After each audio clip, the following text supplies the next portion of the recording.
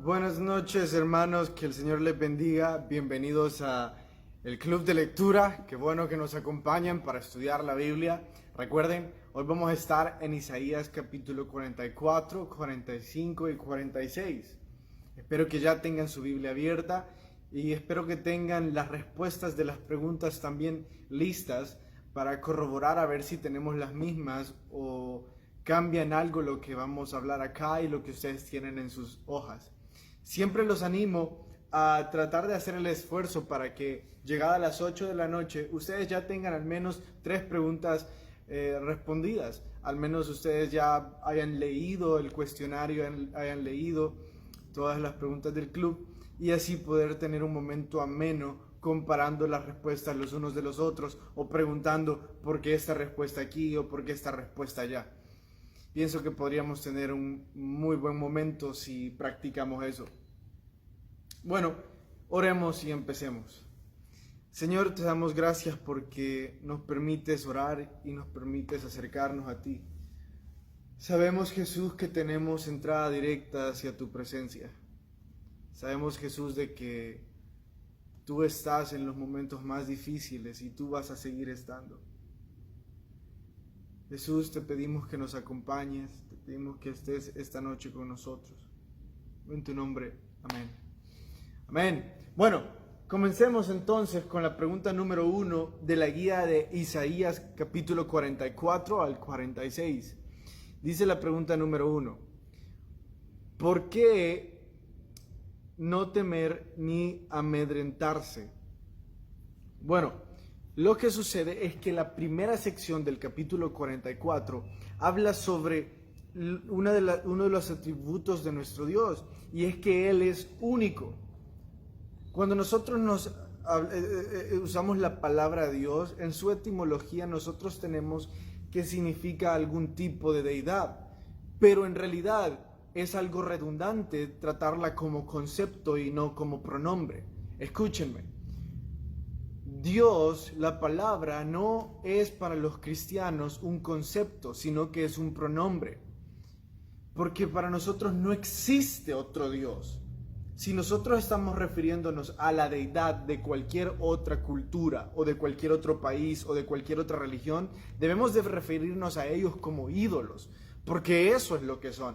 Son ídolos, no pueden llegar a dioses porque Dios solo uno es. Y eso es lo que desarrolla Isaías en toda esta sección. A mí me encantó eso y espero que ustedes lo puedan escribir en vuestros corazones. Cuando hablamos de la palabra Dios, no es un concepto, sino un pronombre. Y eso es lo que dice en el verso 1 del capítulo 44. Escuchen.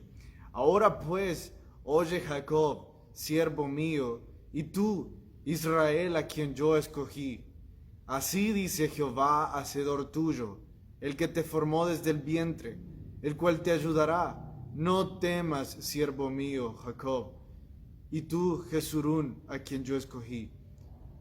Porque, verso 5, yo soy de Jehová, el otro se llamará del nombre Jacob, y otro escribirá con su nombre a Jehová, y se apellidará con el nombre de Israel. Así dice Jehová de Israel, y su Redentor, Jehová de los ejércitos: yo soy el primero y soy el postrero, y fuera de mí no hay Dios. ¿Y quién proclamará lo venidero, lo declarará y lo pondrá en orden delante de mí? ¿Cómo hago yo desde que establecí el pueblo antiguo? Anúncienles los que viene y lo que está por venir. Y aquí está la razón por la cual los hijos de Dios no debemos de amedrentarnos ni tener miedo ante cualquier amenaza o ante cualquier problema que este mundo nos quiera tener. Si ustedes están padeciendo miedo o ansiedad por cualquier razón, hermanos, este verso es para usted. Si usted conoce a alguien que está padeciendo algún miedo o la ansiedad de alguna situación en su vida, si ustedes están esperando la respuesta de un examen, si ustedes están esperando la respuesta quizás no de un examen como académico, sino de laboratorio en cuanto a vuestra salud, si ustedes están esperando la notificación de un banco o la noticia sobre algún familiar de usted, hermano, este verso es para usted. Escuche el verso 8. No temáis ni os amedrentéis. ¿No te lo hice oír desde la antigüedad y te lo dije? Luego vosotros sois mis testigos. Escuchen, no hay Dios sino yo. No hay fuerte, no conozco a ninguno. Hermanos, existe un solo Dios y está de nuestro lado. Esa es la razón por la cual no nos debemos de amedrentar ni tener miedo. Porque el único Dios creador todopoderoso está de nuestro lado. Y podemos recurrir a Él ante cualquier cosa que necesitemos. El Dios que ha vendido la religión es muy diferente al Dios que encontramos en la Biblia. El Dios que encontramos, el ídolo que muchas religiones se han hecho es: dame dinero y yo te acompaño. Es: sé un buen religioso y yo te acompaño. Pero nuestro Dios, el de la Biblia, es el único que está a nuestro lado, luchando nuestras batallas, diciéndonos: no temáis ni amedrentéis. Vayamos a la pregunta número 2. Vean cómo se está desarrollando un flujo en cuanto a temáticas en estas secciones. Primero tenemos a Isaías diciéndonos que Dios le ha dicho que Él es uno. Entonces, en cuanto a flujo de temáticas, vean lo que la siguiente pregunta nos va a llevar a entender. Cite 3 razones en este pasaje del por qué las imágenes son absurdamente religiosas. Hay 3 pasajes en el capítulo 44 que son la siguiente sección de ese capítulo. El capítulo se llama La insensatez de la idolatría. Entonces acabamos de ver que Dios dice: solo yo soy uno solo. Y ahora encontramos la insensatez de la idolatría. Porque otra vez, Dios como concepto no existe, sino como pronombre, diciendo: solo a alguien le podemos llamar Dios y es al Creador. Todo lo demás son ídolos. Por eso dice lo absurdo de la idolatría. No dice lo absurdo de creer en otros dioses, sino lo absurdo de la idolatría. Lo absurdo de creer que puede existir algo más divino, algo más poderoso que Dios. Veamos lo que dice el verso 9 al verso 11. Los formadores de imágenes de talla, todos ellos son vanidad. Y lo más precioso de ellos para nada es útil. O sea, las obras de arte más grandes de ellos para nada son útiles. Y ellos mismos son testigos para su confusión, de que los ídolos no ven ni entienden. ¿Quién formó un Dios? ¿O quién fundió una imagen que para nada es provechosa? He aquí que todos los suyos serán avergonzados, porque los artífices mismos son hombres. Todos ellos se juntarán, se presentarán, se asombrarán y serán avergonzados a una. El herrero toma las tenazas, trabaja en las ascuas, le da forma con martillos y trabaja en ello con la fuerza de sus brazos. Luego tiene hambre y le faltan las fuerzas, no bebe agua y se desmaya. El carpintero tiende la regla, lo señala con almagre, lo labra con cepillos, le da figura con el compás, lo hace en forma de varón, a semejanza de hombre hermoso, para tenerlo en casa. Hay 3 cosas que acabamos de leer en estos versos del por qué es bochornoso o absurdo creer en ídolos. Lo primero que leímos está en el verso 9 y decía que son inútiles. No sirven para nada, no hacen nada, no hablan, no escuchan. Es como que si nosotros fuéramos donde una piedra ahorita y le dijéramos a la piedra: piedra, por favor ayúdame a sentirme mejor, la piedra es totalmente inanimada. No nos va a escuchar y por eso no nos va a ayudar. La segunda razón la encontramos en el verso 10. No benefician en nada. No traen nada bueno. La tercera razón la encontramos en el verso 11 y es porque al final son avergonzados. Todos los que creen en ídolos o buscan imágenes en búsqueda de favor terminan siendo avergonzados, pues no hay nada que las imágenes puedan hacer. Dios dijo, no se van a crear una imagen de mí.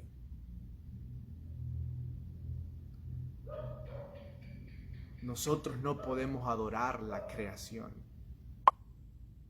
Para nosotros solo existe el Creador, jamás la creación.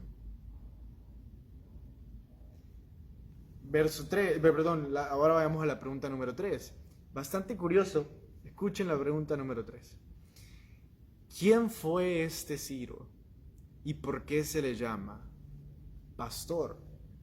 A este Ciro, en el capítulo 45, no solo se le llama, Dios no solo le dice mi pastor, sino que también le dice mi siervo, mi escogido.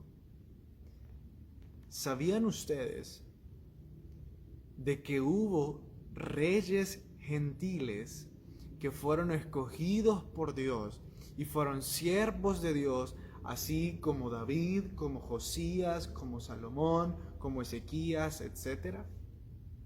Ahora les cuento, hubo reyes gentiles escogidos por Dios y Él mismo les llamó mi siervo.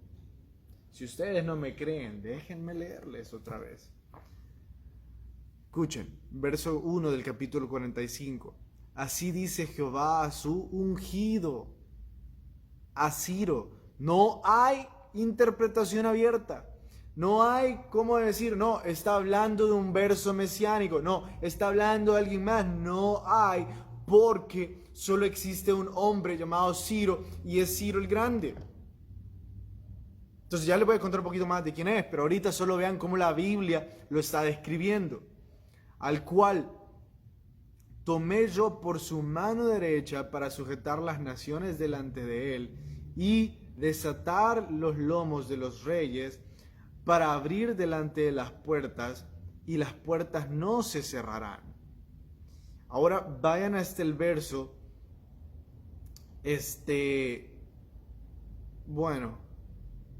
vamos a quedarnos por ahí con el ungido de Jehová.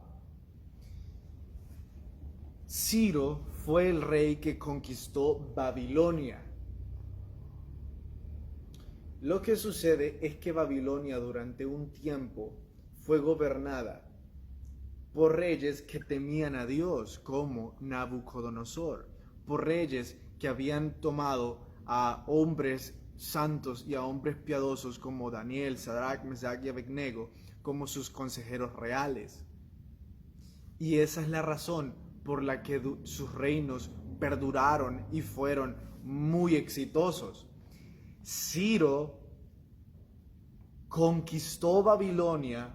Babilonia cayó por su idolatría. Ya les voy a contar un poco más sobre esto. Pero no solo hizo eso, sino que mandó a llamar al mismo Daniel y lo hizo también su consejero real. O sea, no solo lo hizo Nabucodonosor, también lo hizo Ciro. Ciro también fue un rey que temió a Dios, que fue ocupado por Dios. Tanto así que ustedes pueden buscar en internet, y les aconsejo que hagan esto, especialmente a aquellos que les apasionan las leyes. Hay un documento que se llama el Cilindro de Ciro. Escuchen esto.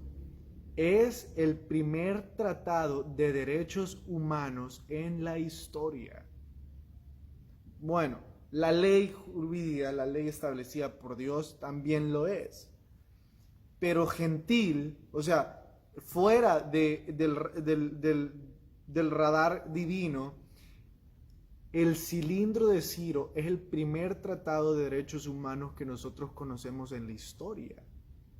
Ciro cumplió la profecía en la que decía que el pueblo exiliado, el pueblo que había sido tomado de sus hogares, o sea, de Judá, y había sido llevado como esclavos, como cautivos, como exiliados a Babilonia, iban a ser puestos en libertad por medio de Ciro. Ciro completó la profecía divina que decía que los pueblos iban a regresar a sus hogares, que Judá iba a regresar a Jerusalén. Y Ciro fue lo primero que hizo, fue escribir ese tratado, y por medio de ese tratado le dio libertad de que todos regresaran a sus ciudades. Búsquenlo, el cilindro de Ciro. Es algo que les va a encantar. De ahí se derivan los derechos humanos que ahora nosotros conocemos.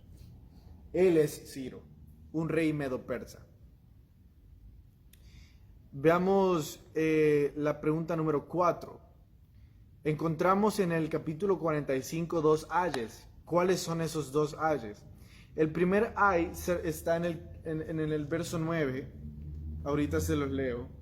Ay del que pleitea con su hacedor, el tiesto con los tiestos de la tierra. Dirá el barro al que lo labra: ¿qué haces? ¿A qué se refiere ese ay?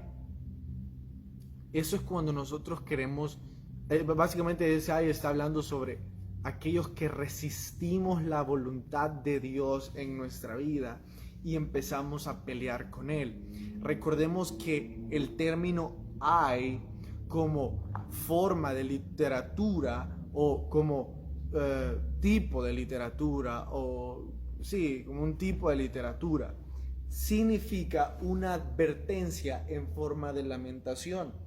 O sea, alguien está advirtiendo algo, alguien está diciendo algo malo va a suceder, pero no solo lo está advirtiendo, sino que de una vez se está lamentando, porque no solo va a decir la advertencia, sino que también va a decir el castigo.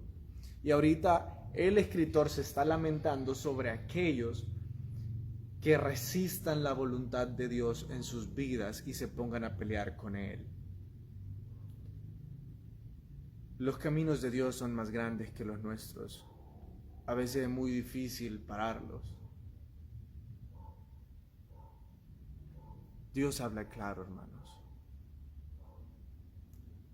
Nosotros sabemos cuál es su voluntad. Yo sé que ahorita algunos de ustedes van a estarse preguntando, pero ¿cómo me voy a resistir a la voluntad de Dios si aún no estoy seguro de cuál es su voluntad? Hermano y hermana, ustedes y yo sabemos cuál es su voluntad. Ustedes y yo sabemos que Él ya habló. Y sabemos que simple y sencillamente nosotros no queremos escuchar. Entonces no esperen que yo les diga cuál es su voluntad. No esperen que yo les dé un número de pasos mágicos para escuchar su voluntad. Solo lean la Biblia y oren y la van a escuchar. Pero aún así yo sé que ustedes ya la saben. El segundo ay se refiere a la insensatez de estar cuestionando a Dios. O sea, de ir y decirle: Dios, no creo que tú estés haciendo esto bien, así que mejor explícame por qué lo estás haciendo. Hermanos, lo último que vamos a ver es la caída de Babilonia por la idolatría, porque hay muchas otras preguntas más y no me ha quedado tiempo las últimas veces para hablar sobre el libro. Entonces vamos a ir a la caída de Babilonia por la idolatría. El último rey de Babilonia se llamó Belsasar y él estaba en una gran fiesta con todos los ídolos, y estaba en una gran fiesta llena de promiscuidad, llena de alcohol, embriaguez. Estaban haciendo cultos a ídolos, cultos con todo tipo de aberraciones sexuales, y en medio de esa fiesta Él dijo, traigan, escuchen, las copas, traigan todos los artículos sagrados del único Dios que mi Padre tiene guardada. Los llevó a la fiesta y empezó a usarlos para su promiscuidad. Y Dios dijo, y Dios escribió con una mano, Mené, Mené, Tekel Uparsin. Le dijo, se acabó Belsasar. Has sido medido y tu reino llegó a tu fin. A pesar de que tuvo un buen padre que temió a Dios, Belsasar fue un idólatra. Y esa misma noche, los medo-persas estaban entrando por los acueductos de Babilonia. Habían logrado cerrar unos. Estaban entrando por los acueductos de Babilonia y asesinaron a todos los generales, a todos los militares embriagados que habían formado parte de esa fiesta por la idolatría. Bueno, así fue como cayó Babilonia, por Belsasar y su idolatría, en manos de Ciro, y ya les conté un poquito cómo fue conquistada. Vayamos ahora a la guía de Viviendo por encima del nivel de la mediocridad de Charles Swindoll. Así que la pregunta número 1 dice, sobre todo, ¿a quién avergonzará más el hijo consentido y por qué? Dice el escritor, un muchacho que se deja en la misma condición que nació, que se deja sin instrucción, avergonzará a su madre. Nosotros ya lo encontramos en los proverbios. El escritor utilizó un proverbio para describirnos eso. Y es que cuando un muchacho se comporta mal, cuando un niño se comporta mal, no estamos hablando de un adulto, ahora estamos hablando de un niño, cuando un jovencito se comporta mal, uno no piensa, hey, ese niño es un bobo, sino que uno piensa, ¿dónde están sus papás? Uno no piensa, ese niño, cuántas malas decisiones toma. Uno piensa, ¿por qué el papá lo dejó hacerlo? Cuando ven a un niño sucio y todo sucio en su ropa y todo eso, uno no piensa, ese niño no se sabe vestir. Uno piensa, ¿por qué su mamá no lo vistió? ¿Por qué su mamá no lo anda limpio? Y el proverbio está haciendo gala de ese hecho. Que la negligencia en cuanto a la educación de vuestros hijos va a traer vergüenza a vuestro nombre. No es simplemente de que tengamos una perspectiva diferente, sino que vamos a ser avergonzados. El escritor durante esta sección habla sobre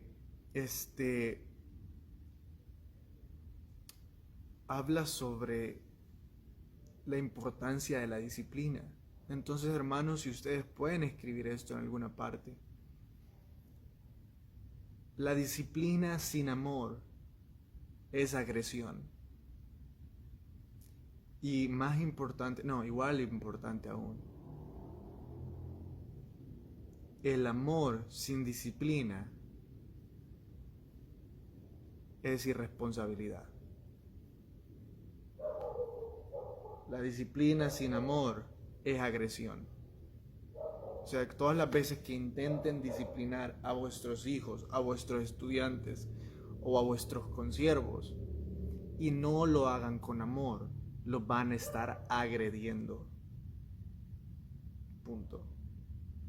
Pero todas las veces que ustedes les estén amando sin disciplinarles, o sea, cualquier tipo de consentimiento o cualquier tipo de afecto sin disciplina es irresponsabilidad y bíblicamente va a traer vergüenza a vuestro hogar. Punto. No hay dónde vacilar en eso. La pregunta número 5 dice así: estrategia para conquistar a los conquistadores. Los cananeos debían de haber sido echados por los israelitas, pero los israelitas básicamente no quisieron. Entonces los cananeos no lucharon a fuerza contra ellos porque se dieron cuenta que efectivamente los israelitas estaban siendo protegidos por Dios y Dios luchaba sus batallas. Entonces la estrategia que ocuparon fue coludirse con ellos por medio de matrimonios y enredarse con negocios. Hermanos, el yugo desigual en los negocios y en el amor es una estrategia del enemigo para conquistarnos. Y pronto nos llevarán a ser idólatras, así como a los israelitas les sucedió. Antes de terminar, quería leerles un fragmento del capítulo de hoy. Lo escribí, lo digité en mi celular porque la letra es bien pequeña del libro. Entonces, déjenme ver si lo encuentro. Es que habla sobre sembrar una idea y cosechar algo más. Bueno, no lo encuentro. Sí, no lo encuentro. Bueno, les animo a que todos los que tienen el libro puedan echar una ojeada, puedan dar una ojeada a las páginas de hoy y buscarla y subrayarla, esa frase. Cosechar una idea, es sembrar una idea, va a cosechar una acción. Una idea cosecha una acción, carácter, destino. Mediten en eso, porque cada vez que nosotros ponemos un pensamiento en nuestra Biblia, en nuestro corazón y en nuestra mente, cada vez que nosotros sembramos cualquier idea o cualquier pensamiento que no es la Biblia, no solo es un pensamiento o una idea, podemos estar alterando nuestro destino, porque así empieza todo, como una idea, como un pensamiento, y luego nos lleva a lugares terribles. Por eso, antes de que suceda, vivamos en la Biblia, no nos apartemos de ella ni de día ni de noche, no nos apartemos ni a diestra ni a siniestra, sino que meditemos en ella. Hermanos, qué bendición que estuvieron con nosotros, iglesia. Espero que nos acompañen mañana también a la misma hora en la misma página de Facebook. Que el Señor los bendiga.